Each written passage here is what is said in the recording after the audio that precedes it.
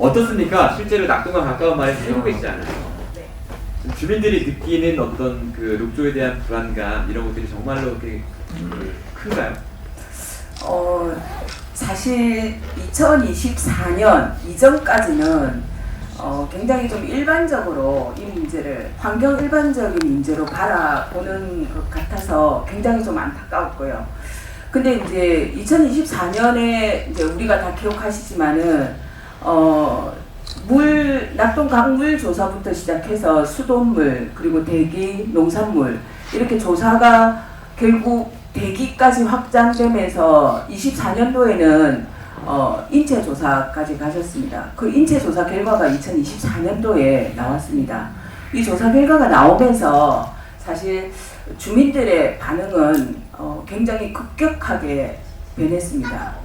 굉장히 두려움에 그런 녹조가 실제 두려운 그런 존재로 다가왔던 것 같고요. 그리고 그러면서 제가 살고 있는 마을의 주민들이 14분이 조사에 응했는데 그 중에 7분이 검출이 됐거든요. 그러고 나니 이제 실제 주민들이 움직이기 시작하고 있습니다.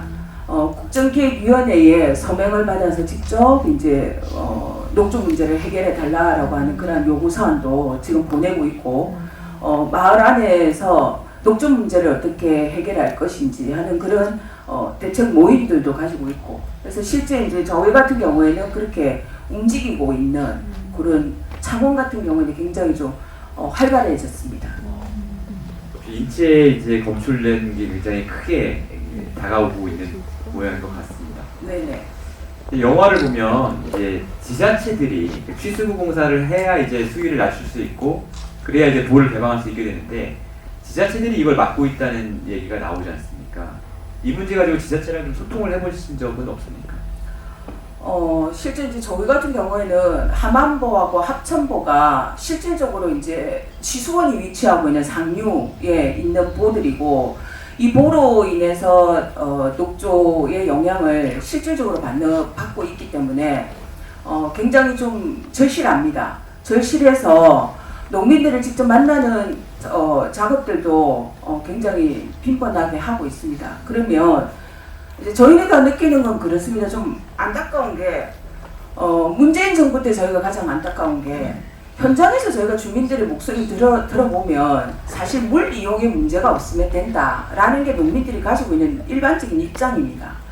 근데 이러한 입장들이 실제 그 지자체를 통해서 낙동강교 환경청이나 대구 환경청을 통해서 정보가 올라가는 과정 속에서 이러한 주민들의 실제적 목소리가 정책을 결정해야 되는 환경부나 그 청와대까지 그대로 전달되지 않은 것 같았습니다.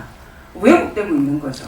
그래서 이게 이제 어쨌든 공무원들 속에서 이러한 내용들이 좀 왜곡되는 측면들이 있고 그 다음에 정치적 논리에 의해서 결국 그거는 이제 이건 좀 굉장히 저희가 아쉬운 부분이긴 한데요. 국민의힘은 기본적으로 이 문제에 대해서는 뭐 그냥 가로막히고요.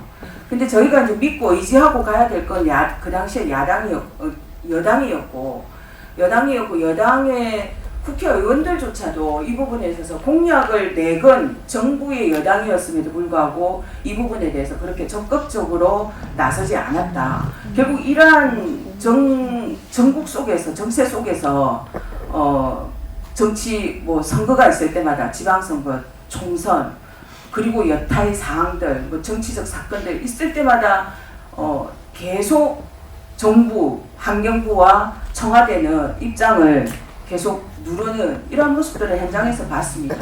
근데 그 속에서 이제 오늘 잠깐 이수진 의원님 여기 와 계시는데요. 유일하게 이수진 의원님이 계속 저희들과 마지막까지 하면서 이 문제를 함께 해오셨던 힘을 주셨던 의원님이기도 한데요. 이수진 의원님 어디 계세요? 아까 먼저 나왔습니다. 예. 박수 한번 쳐드리려고 했습니다. 그래서 유일했던 것 같습니다. 그래서 이런 정세들이 결국은 공약으로 내세웠고 중요한 국정 과제로 설정을 했음에도 불구하고 문재인 정부 때 아무것도 해내지 못했다. 저희는 중요한 건 지자체의 생각도 중요하지만 이보다 더 중요한 거는 현장의 목소리를 정확하게 정책을 판단하는 의사결정권자가 정확하게 파악하고 그리고 이것에 대한 문제점을 해소하고 가면 의제를 풀어나가면 되는데 이게 지금 안 되는 거죠. 그래서 이번 이재명 정부는 저는 이 부분에 중요한 문제가 있다라고 생각합니다. 오늘 환경부 장관이 취임을 하고 새 정부에 왔습니다. 아침에 저도 이제 잠깐 들렸다가 왔는데요. 공무원들이 수장공사 그리고 환경부의 공무원들이 뭐 국실장까지 쫙 한 뭐 20-30명 정도가 함께 왔습니다. 배석을 했는데요. 거기에 온 공무원들이 대체로 윤석열 정권 아래에서 사령한 사업을 오늘의 이 모양으로 고착화시킨 공무원들이 그 20-30명을 다 차지하고 있는 겁니다. 장관만 지금 딱 바뀌었고 하나도 변한 게 없다는 겁니다. 그리고 그 장관은 오늘 이렇게 얘기를 했습니다. 어쨌든 여기 저 혼자 결정할 수 없는 문제입니다. 여기 있는 공무원들과 함께 의논해서 대통령실과 의논해서 풀어야 됩니다. 라고 얘기했습니다.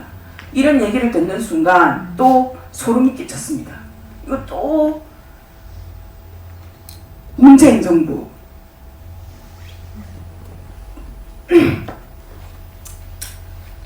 로 가는 거 아닌가.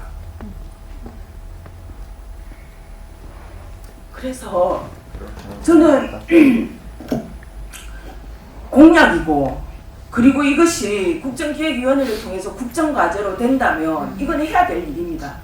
그리고 낙동강이 지금 처해져 있는 상황, 녹조, 눈으로 보이는 녹조 뿐만이 아니라 그 녹조 속에 갇혀있는 강물, 그 강물 속에서 살아가고 있는 생명체, 그 물, 어부들이 걷어 올리는 그 그물 속에 올라오는 건 물고기의 사체입니다. 100마리 중에서 죽은 게 80마리, 그리고 살아있는 게 20마리. 그 20마리도 벌겋게 바이러스에 감염된 물고기들입니다. 살아 올라온 거 하루만 그냥 집에 다라이에 담아두면 그 다음에 죽어버립니다. 이게 지금 현재 낙동강의 실정입니다. 낙동강의 녹조 때문에 물속에서 생명체는 없는 거고 죽어있는 생명체에 그 다음에 이것으로 인해서 수돗물, 농산물, 그리고 대기, 그리고 인체의 사람의 코수까지 이게 지금 낙동강의 녹조로 인한 정말 온전한 곳이 하나도 없습니다. 이런 걸 언제까지 이렇게 부여합니까? 이런 식으로 듣다가는 미래가 없습니다. 그래서 저희는 이재명 정권, 저희는 문재인 정권을 겪었습니다. 공약을 내세웠지만 해내지 못했고요. 이재명 정부가 들어서고 공약으로 내세웠습니다. 힘이 있는 건 저희는 2년이라고 생각합니다. 지금 현재 어쨌든 녹조 문제를 빠르게 푸는 거는 수문 개방이고, 수문 개방을 하려고 한다면 지금 문제가 있는 치양수 시설을 빠르게 개선해야 됩니다. 근데 이거 저희가 전문가들에게 자문 받아보면 치양수 시설 개선 내년 상반기까지 정부가 의지만 있다면 기술자들은 해낸다라는 겁니다. 내년 상반기까지 치양수 시설 개선 가능하고, 치양수 시설 개선하면 수문 개방 문제 없습니다. 물이용에 대한 문제가 없기 때문에 농민들의 반발도 없을 겁니다. 더군다나 지금 지난 14년간 녹조 문제 때문에 저희 시민들도 고통을 받았지만 역시 농민들도 고통을 받았습니다.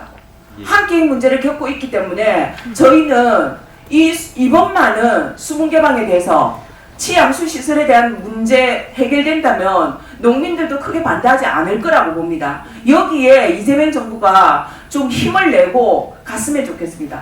내년 여름에는 우리 낙동강 유형민들이 녹조를 보지 않도록 했으면 좋겠습니다.